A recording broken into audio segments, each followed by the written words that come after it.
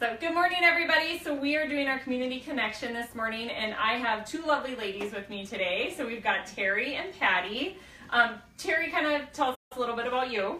I have a personal training background, group fitness background. I do some boot camps and nutrition and love this area of life, I guess. So I'm excited to be asked. I hope I can help. Yeah, awesome. And Patty, how about you?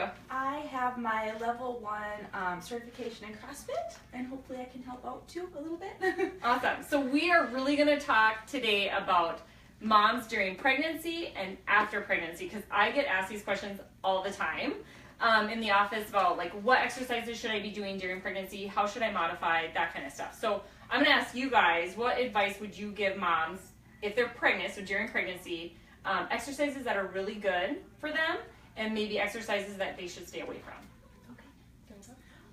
Well, I'm due any day, and I'm still I'm still doing all of my regular workouts. I guess my main thing was sticking with it, so it'd be easier to get back into it after baby. And I would just say listen to your body and just keep doing what you're doing, and at some point you might get somewhere where you think, okay, that doesn't feel good, I need to modify that, or I can't do that anymore. But if not, just try to keep doing everything you had been doing, so it's easier to get back into it after baby comes. How about you?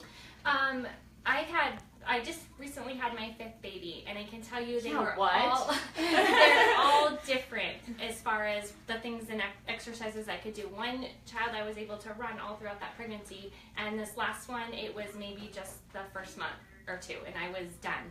So you can't compare yourself to previous pregnancies. You can't compare yourself to others. You could just really have to be super in tune of what your body can do and what kind of feels good.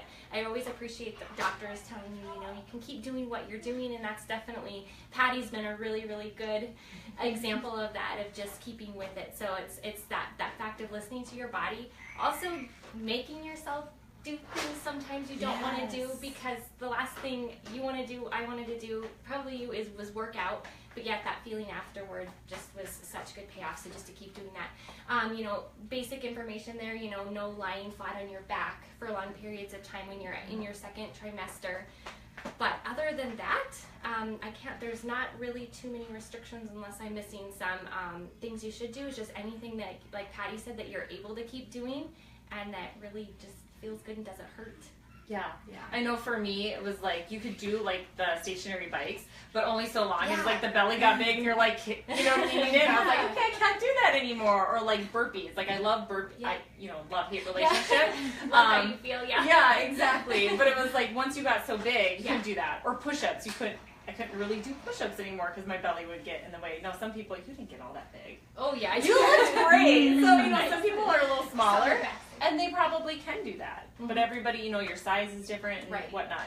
So let's talk now about after pregnancy. What would you tell moms? Where do they even start? Right. Again, with that, it's basically however your body feels. I mean, you guys can think back to your first pregnancy versus your 3rd, 4th, 5th. Right. It's much, much different. So I really, really just try to stay in tune with what my body can do. Those first few days, I mean, gosh, you were just kind of barely walking around. One woman might feel good enough to go for a little jog a couple weeks later, where sometimes that might take a few months. So again, just doing what you're doing. But one thing you can do right away is really start strengthening that core and those abs by just, on the floor. You don't have to get into the sit-up position, but just tightening up that muscle, contracting those muscles that have been stretched. I mean, it sounds silly, and I promise I'm not like some freak.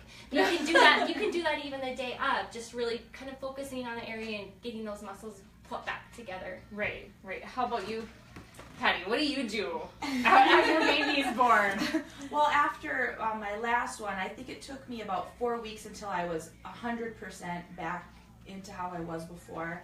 I'm not sure. I'm hoping, since I've been doing it up until this point, that I'll be able to jump back in it. But again, like Terry said, it's just listen to your body. And one thing that really helped me the last time that I plan to do this time is wear support, like a support wrap that kind of helps just hold all that loose stuff in afterwards, and it just kind of makes you feel a little bit better when you're working out too.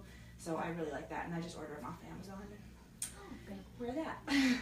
And so now, Terry, are you taking new clients? Because you're kind of back into it. You took a little time off. Yep, Right? Yep, I do a lot of the boot camp and small group training, and we have those starting all the time. So with 5 kids at one-on-one Yeah. gets to be a little challenging, but I really love doing that. And how can people get a hold of you? Through Facebook or my card. I have cards at the community center and at Body Lift Fitness. So yeah, thank you. Awesome. And I have to tell everybody, because Patty, you're so funny. You were like 32 weeks. When you were 32 weeks, you were like, I can't do a pull-up without like assistance, and I'm like, I can't do a pull-up without an operator. You're like this beast, you know. But if you guys have any other questions, let us know. We'll get you in contact with these ladies, and they can answer any questions that you might have. So thank you guys so much for being here, and we will see you guys next time.